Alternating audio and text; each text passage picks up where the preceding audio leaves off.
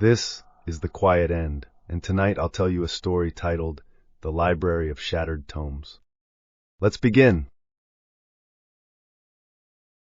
The letter arrived on a rain-soaked evening, its edges damp but its seal intact, a curious shade of crimson wax pressed with an unfamiliar sigil.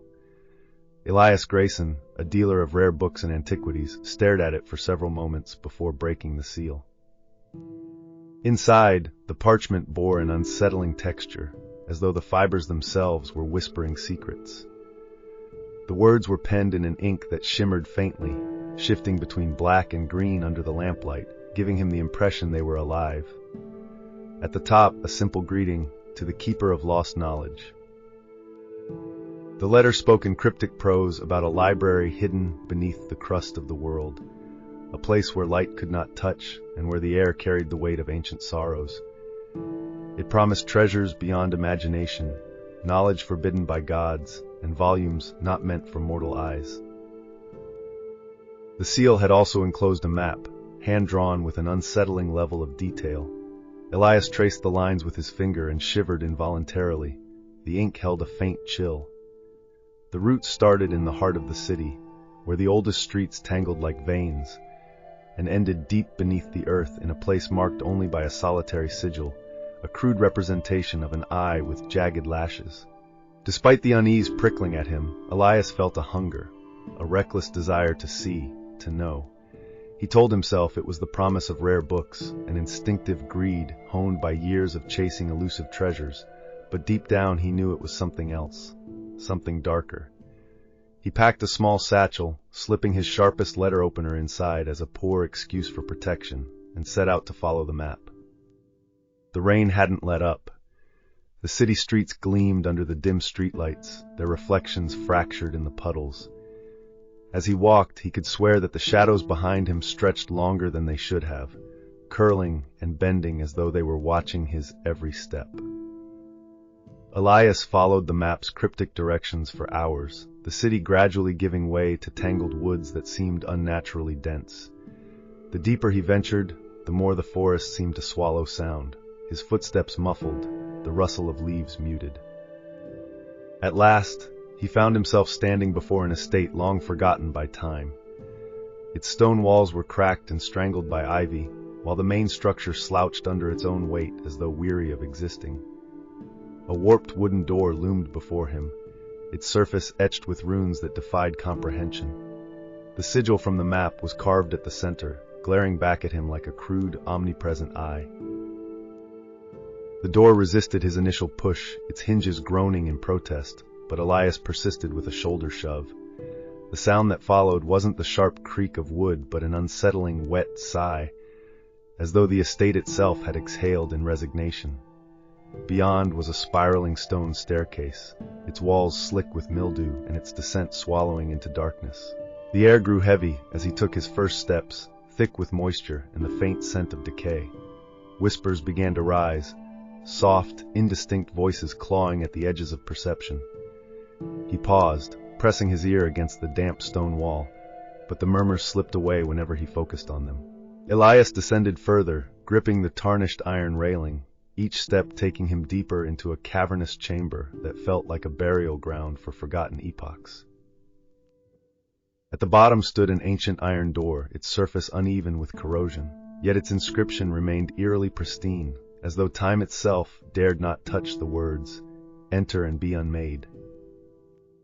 His instinct screamed to turn back, to leave and never return, but his curiosity stabbed deeper. He could feel his pulse hammer against his ribs as he placed his hand on the cold iron, hesitating only for a moment. Against his better judgment, he pushed it open. The sound of the door dragging across the stone floor was a low, guttural scrape, followed by silence so absolute it felt alive. Beyond the threshold lay an expanse that defied logic, a place where the walls seemed to bleed shadow and the air hummed with a vibration he could feel in his teeth. Elias took his first step inside, unaware that he had already crossed a line that could never be uncrossed. The iron door swung wide, revealing a sight that stole Elias's breath. A labyrinth of shelves stretched endlessly before him, their height vanishing into darkness above, their depth receding farther than his eyes could follow. Each shelf groaned under the weight of leather-bound volumes, some pristine, others warped and crumbling. There was a faint hum in the air, a vibration that seemed to emanate from the books themselves, as though each held a pulse, a fragment of something alive. Elias stepped forward, his boots echoing against the cold stone floor. Despite the immensity of the place, he felt claustrophobic, as though the weight of the knowledge stored here was pressing down on him. His gaze flickered between the volumes, their spines adorned with cryptic symbols, titles in forgotten languages, and occasionally, names. It was then he saw it, a book with his name engraved in gold script on the spine, its presence unnervingly deliberate. Compelled by something he couldn't name, Elias reached for the tome. The leather was warm under his fingertips, almost as if it were breathing. He opened it, and the pages seemed to ripple, the ink twisting and contorting into new shapes as he watched. Words formed, then dissolved, only to reappear as images that brought a chill to his very core. Scenes from his life unfolded before him, each one a cruel reflection of his failures and fears. His father's disappointment, the endless spiral of debt, the moments he betrayed those he claimed to care for, all laid bare in agonizing clarity. The air grew colder with every page, until his breath clouded before him. He tried to close the book, but his hands wouldn't obey, trembling as the pages continued to turn on their own. The whispers returned, louder now, mingling with a new sensation, a presence. He could feel it watching him, its gaze heavy and unrelenting, as though weighing the very essence of his being. His skin prickled, and for the first time, Elias realized that he might have crossed into a place he was not meant to survive. The words on the page began to shift again, twisting into shapes Elias couldn't comprehend at first. Then, the library itself dissolved around him, its towering shelves fading into a haze of darkness. He was no longer standing on the cold stone floor, but in a place achingly familiar. A small room, dimly lit, its wallpaper peeling at the edges. A bedroom from his childhood.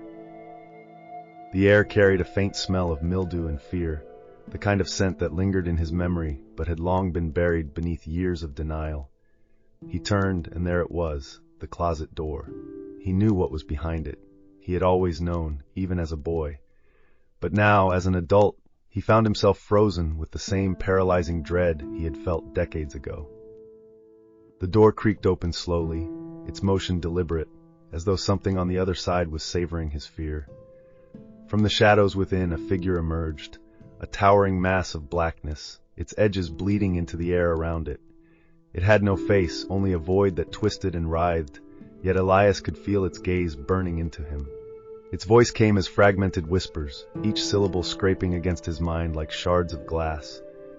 "You are known," it hissed, the sound seeming to come both from the figure and the book still clutched in his trembling hands. The visions blurred, the voice growing louder, until Elias snapped back to himself with a gasp. The library rushed back into focus, but it wasn't the same. The silence was gone, replaced by a sound that sent his pulse racing, a faint rustling, like pages turning on their own. He scanned the shelves, his breath uneven, and saw movement. Books shuddered as their covers cracked open, their pages flipping as though unseen hands were rifling through their contents. The hum that had once been faint was now a throbbing presence, enveloping him in an oppressive resonance. Elias backed away, clutching the cursed tome to his chest, his mind screaming at him to leave. But something deeper, something darker, chained him to where he stood. The rustling of pages grew louder, a cacophony that seemed to drown out the sound of Elias's own breathing. Then, as if summoned by the library itself, a figure emerged from the shadows between the towering shelves. It moved with deliberate slowness, its form gaunt and skeletal beneath tattered robes that hung like the remnants of centuries. The hood obscured its face, casting it in impenetrable darkness, though Elias swore he could feel eyes, many eyes, studying him, peeling back the layers of his soul. "You have done the unthinkable," the figure spoke, its voice low and hollow, resonating with the hum of the library itself. "I am the keeper, watcher of the tomes, protector of their truths and their horrors." Elias didn't respond, his throat too tight to form words, but the keeper seemed unbothered, as though it expected his silence. "Each book here," it continued, gesturing with a skeletal hand toward the endless shelves, contains the fears of those who have dared to enter, nightmares given form, tethered to the essence of the reader. Elias shuddered as the keeper's words washed over him, a growing realization gnawing at the edges of his mind. "And now," the keeper hissed, its voice dropping to a tone that cut into him like a blade, "your soul is bound to the library. By opening your book, you have fed it your fear, and it will feast on you until there is nothing left." Elias's grip on the book tightened, his knuckles white as panic surged through him. "No," he whispered, his voice shaky and weak. "There has to be a way to—" "There is no escape," the keeper interrupted, its tone cold and final. "The library does not let its own go." The hum of the books intensified, pressing against Elias's ears, growing unbearable. He stumbled backward, his heart pounding, the weight of the keeper's words sinking in. He had crossed the threshold, and there was no going back. Elias turned abruptly, clutching the cursed tome to his chest and stumbling toward where he thought the iron door had been. His breath came in ragged gasps, his eyes darting between the endless shelves that seemed to close in on him like a predator stalking its prey. But the library had changed. The corridors twisted and shifted, the paths he once walked now rearranged into unfamiliar, impossible patterns. Every step he took seemed to lead him deeper into the labyrinth, the shelves stretching toward him, curving unnaturally, like ribs of some monstrous creature. The whispers grew louder, no longer distant but clawing at his ears, insistent and maddening. They were joined by low guttural growls, vibrations that crawled along his spine and rooted themselves in his chest. Elias froze as shadows began to stretch across the floor, moving against the flickering light that had no discernible source. They warped and twisted unnaturally, their edges jagged and fluid, until they coalesced into figures, faceless silhouettes emerging from the shelves. They moved without sound, their featureless forms gliding toward him with a deliberate, suffocating inevitability. One step closer, Elias stumbled backward, clutching the book tighter as its presence seemed to drain the air from around him. His heart raced, his mind screaming for him to run. But each turn brought him face to face with another figure, their numbers multiplying, hemming him in like shadows cast by 1,000 dying stars. "The book," he muttered to himself, his voice trembling. It seemed to vibrate in his hands, warm and pulsing like a living heart. He realized with grim clarity that it was the only constant in this nightmare, a tether to something, though whether salvation or ruin he couldn't yet tell. As the figures closed in, their faceless voids inches from him, Elias gripped the tome like it was the last fragment of his sanity. This was no mere library, it was a prison, and the walls were alive. Elias staggered forward, the twisted corridors of the library opening into a dimly lit alcove hidden between sagging shelves. At first he thought it was empty, but as his eyes adjusted, he saw them, other readers, seated in brittle wooden chairs, motionless and gaunt. Their bodies were frail, skin stretched tight over bones, and their hollow eyes stared unblinking into the void. What was most horrifying were their hands, fused grotesquely to the spines of their books, their fingers melded into the leather as though the volumes had consumed them. "They are the lifeblood of this place," the keeper's voice echoed behind him, though Elias dared not look back. "Their fears feed the library, cycling endlessly, nourishing the tomes and keeping them alive." Elias's stomach churned as he watched the hollow-eyed figures, their lips moving faintly as if murmuring secrets to their books. One man's ribs rose and fell in shallow, agonized breaths, his eyes fixed on nothing, and yet Elias felt his gaze as though it were piercing through him. Then Elias saw something that froze him in place, a woman's book flipping its pages by itself. Her nightmares spilled from the pages, manifesting as small, flickering figures that darted around her feet like restless phantoms. Elias staggered backward, clutching the tome in his hands as his own thoughts began to fragment. Words from his mind drifted in and out of focus, twisting into shapes he couldn't understand. The shadows around him grew sharper, heavier, as though trying to pull him into the alcove alongside the others. He felt it then, an ache in his arms, his fingers numbing. He looked down at his hands and saw faint tendrils of the book's leather wrapping around his skin, sluggish but deliberate. Panic surged, but it was muted by a growing fog in his mind. He was becoming one of them, his nightmares swelling, breaking free to crawl and twist in the corners of the room. The library was devouring him piece by piece. Elias's trembling fingers flipped through the final pages of the book, expecting an ending, some revelation, some escape. But when he reached the last page, it was blank. He stared at the empty expanse, his breath hitching as dread pooled in his chest. "No," he whispered, shaking his head violently. "This can't be it. There has to be more." The keeper appeared, its skeletal form emerging from the shifting shadows. Its voice was steady yet cold, carrying the weight of finality. "The last page must be written by you," it said, gesturing toward the tome with a hand that seemed to extend beyond time itself. "Your story ends here, as all stories must." Elias screamed, his voice raw with defiance, but it was swallowed by the oppressive hum of the library.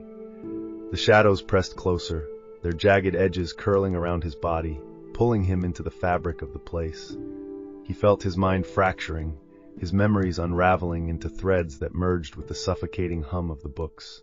Then the tome snapped shut with a deafening echo that reverberated through the endless aisles. Its spine shimmered faintly, and where his name had once been inscribed, the title now read, "The Life and Fears of Elias Grayson." The book slid neatly onto a shelf, its place among countless others solidified as though it had always belonged. The library stretched infinitely, a labyrinth of whispers and shadows. Its shelves murmured with the arrival of new volumes, each one brimming with the essence of human terror.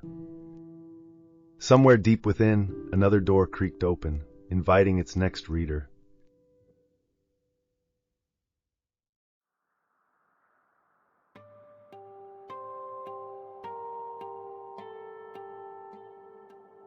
So tell me, dear listener, if you were to hear whispers from a book bearing your name, would you dare to open it, or let the library write your ending for you? Subscribe for more chilling tales, and hit the bell to stay in the dark. See you at the next Quiet End.